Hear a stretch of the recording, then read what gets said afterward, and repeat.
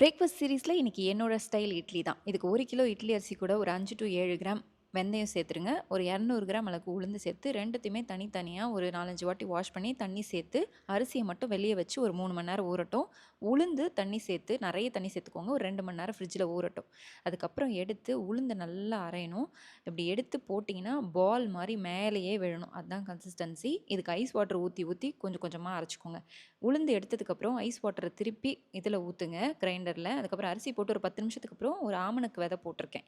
அது வந்து ஒட்டாமல் வர்றதுக்காக. அது நல்லா அரைஞ்சதுக்கு அப்புறமா நான் 1 டேபிள் ஸ்பூன் அளவுக்கு கல் உப்பு சேர்த்து அதையும் ஒரு 15 நிமிஷம் அளவுக்கு நான் அரைச்சிருக்கேன். ஸோ அரைக்கும் போது உங்களுக்கு நல்லா சாஃப்டாக இருக்கும். எடுத்து தொட்டு பார்த்திங்கன்னா சாஃப்டாக வந்துடும். கிரைண்டரை தூக்கி வெளியே வச்சு ஒரு 2 நிமிஷம் விட்டுருங்க. அதுக்கப்புறமா உளுந்து சேர்த்து நல்லா மிக்ஸ் பண்ணி தண்ணி தேவையான அளவுக்கு மிக்ஸ் பண்ணிவிட்டு ஓவர் நைட் அப்படியே விட்டுருங்க. காலையில் பார்த்தீங்கன்னா சூப்பராக ரெடி ஆகிடும். அப்படியே எடுத்து ஊற்ற வேண்டியதான். நான் கலக்க மாட்டேன். நீங்கள் வேணும்னா கலக்கி ஊற்றிக்கலாம். கலக்காமல் ஊற்றுனீங்கன்னா இன்னும் ரொம்ப சாஃப்டாக வரும்.